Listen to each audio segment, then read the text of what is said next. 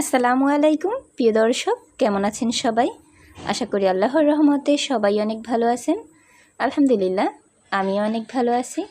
মেজবানি রান্নাঘর থেকে আমি ইতি নতুন একটি ভিডিও নিয়ে হাজির হয়েছি আপনাদের মাঝে।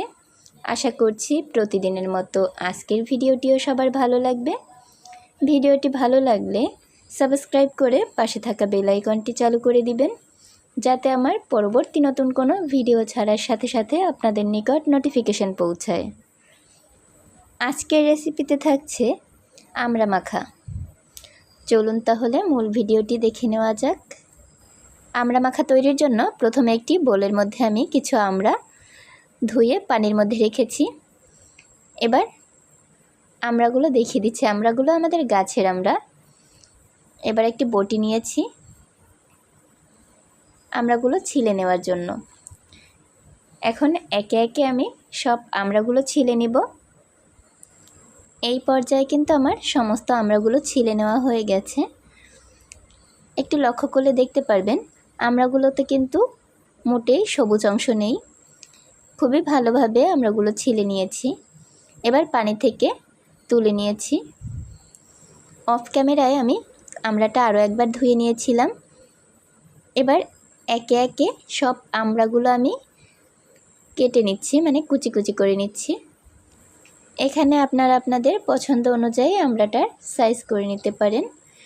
দেখলেই বুঝতে পারবেন খুব সহজেই কিন্তু আমরা কেটে নেওয়া যায়। আমড়াগুলো কিন্তু কুচি করে কাটা হয়ে গেছে।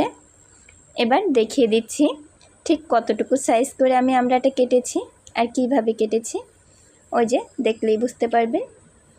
এবার আমড়ার মধ্যে দেওয়ার জন্য নিয়ে নিয়েছি কিছু কাঁচামরিচ, লবণ আর কাসুন্দি। এবার কাঁচামরিচগুলো আমি কুচি করে নেব। কাঁচামরিচ কিন্তু আমি ধুয়ে নিয়েছিলাম, ক্যামেরা অন করতে ভুলে গিয়েছি। এবার আমি বেশ ঝাল ঝাল করে টক ঝাল স্বাদের আমড়া মাখাটা তৈরি করব। প্রথমে আমি মরিচগুলো কুচি করে নিয়েছি। এবার একটু লবণ দিয়ে মরিচটা খুব ভালোভাবে ডলে নিচ্ছি।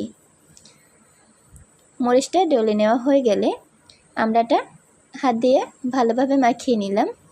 এবার দিয়ে দিয়েছি কাসুন্দি, বেশ খানিকটা কাসুন্দি দিয়ে দিয়েছি। এবার হাতের সাহায্যে খুব ভালোভাবে আমড়াটা মাখিয়ে নিচ্ছি। আপনারা এখানে চাইলে কোনো বক্সের সাহায্যেও মাখিয়ে নিতে পারেন। এই তো আমার আমড়া মাখা তৈরি হয়ে গেছে। ভিডিওটি ভালো লাগলে লাইক, কমেন্ট আর শেয়ার করে দিবেন। নিত্য নতুন আরও ভিডিও পেতে চোখ রাখুন মেজবানি রান্নাঘরে। এবার আমড়াটা পরিবেশন করে দেখাচ্ছি। আমি একটি কাচের বাটিতে নিয়ে নিয়েছি, সাথে একটি টুথপিক দিয়েছি। আমড়াটা খেতে কিন্তু দারুণ মজা হয়েছিল। আপনাদের মূল্যবান সময় দিয়ে আমার সাথে থাকার জন্য ধন্যবাদ সবাইকে। দেখা হবে আগামীকাল আবার কোনো নতুন ভিডিও নিয়ে। আল্লাহ হাফেজ।